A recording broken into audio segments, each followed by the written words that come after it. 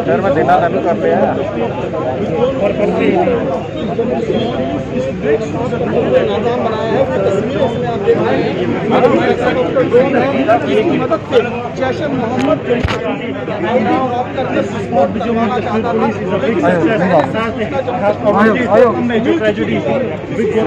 Specific input मिली जिसमें हमें ये पता लगा कि जैश-ए-मोहम्मद ड्रोन के ज़रिए एक पेलोड ड्रॉप करने वाला है अखनूर के पास में।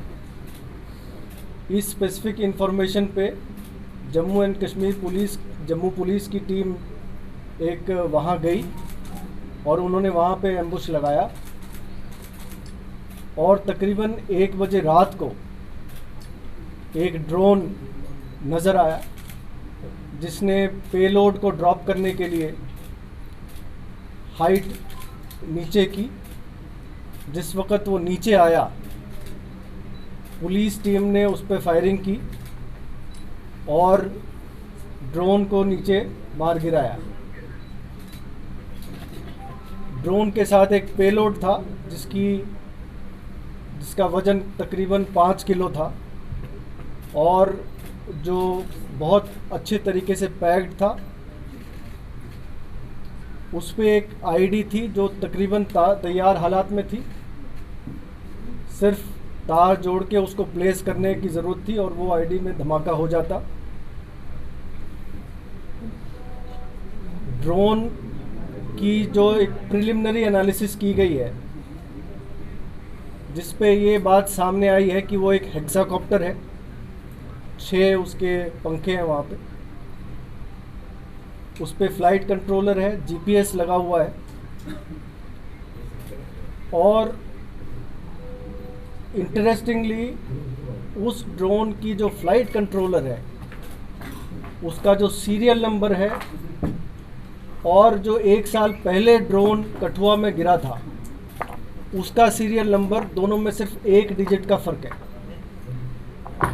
जो ये दिखाता है कि ड्रोन पार में जो तंजीम है इन्होंने एक ही सीरीज़ के कई फ़्लाइट कंट्रोलर्स लिए हैं और मुख्तलिफ ड्रोन्स में लगा के वो भेजते रहते हैं। जो प्रिलिमिनरी जानकारी मिली है वो ड्रोन एक असेंबल ड्रोन है, कुछ पार्ट चाइना के हैं, कुछ पार्ट ताइवान के हैं, कुछ हांगकांग के हैं, सबको मिला के ड्रोन बनाया गया है। दूसरी और एक इंटरेस्टिंग बात यह है इसमें कि ड्रोन का जो पेलोड गिरता है नीचे उसको एक स्ट्रिंग के ज़रिए गिराया जाता है और वो जो स्ट्रिंग है उसकी जो नवीयत है वो तकरीबन जो एयरपोर्ट में जो क्रेटर था, जो बॉम्ब का क्रेटर था, वहाँ से जो धागे बरामद हुए थे उसकी नवीयत और इसकी जो स्ट्रिंग की नवीयत है सेम है। इससे ये लगता है कि एयरपोर्ट, ये कंफर्म होता है कि एयरपोर्ट पे भी जो पेलोड ड्रॉप हुआ था वो भी ड्रोन के ज़रिए ड्रॉप हुआ था। जो कठुआ में जो ड्रोन ड्रॉप हुआ था उसकी डिटेल एनालिसिस हुई थी। तकरीबन 20 किलोमीटर लाइन ऑफ साइट की इसकी डिस्टेंस ट्रैवल करता है ये ड्रोन। पेलोड कैपेसिटी 10 से 12 किलो मैक्सिमम जा सकता है। जैसे जैसे पेलोड कैपेसिटी बढ़ती है उसकी रेंज कम होती है। अगर पेलोड कैपेसिटी 1 या 1.5 किलो है तो उसकी रेंज बढ़ जाती है। पहले जो AK-47 वगैरह गिराए गए थे वो तकरीबन 12 से 13 किलोमीटर की रेंज पे गिराए गए थे। आपको मैं ये बता दूं कि पिछले 1.5 साल में जितने भी ड्रोन शॉटेज आई हैं उनके ज़रिए जो वेपन्स ड्रॉप किए गए हैं उनको मुख्तलिफ इंटेलिजेंस इनपुट्स के द्वारा उनमें काफ़ी भारी मात्रा में अभी तक हथियार और असला बरामद हुआ है, जिसमें 16 AK-47 पिछले 1.5 साल में जितनी भी ड्रोन शॉटेज आई हैं 16 AK-47 राइफ़ल बरामद हो चुके हैं।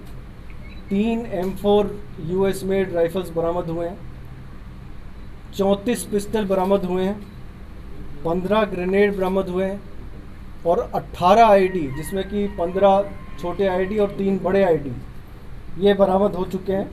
साथ ही साथ 1-2 ड्रोन सॉर्टीज ऐसी भी थी जिसमें कि करेंसी भी उन्होंने ड्रॉप किया था। 4 लाख रुपए अभी तक बरामद हुए हैं। तो इस ड्रोन के गिराने से हमें उम्मीद है कि एक बहुत बड़ा हादसा जो जम्मू में हो सकता था, जो कि एक आईडी धमाके के द्वारा किया जा सकता था, उसको रोक दिया गया है।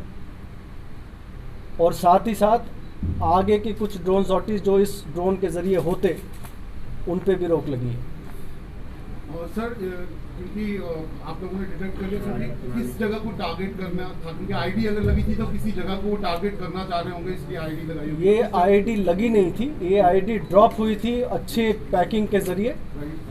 इसको किसी ने आके उठाना था और उठा के कहीं प्लेस करना था। उसके उठाने के पहले हमने इस ड्रोन को मार गिराया। हमने इंतज़ार किया उसका, जो कि शायद वो प्रोस्पेक्टिव जो ड्रोन जो आईडी लेने आने वाला था, लेकिन वो हम वहाँ पे आया नहीं। सर जिस दिन एयरफोर्स स्टेशन पर हमला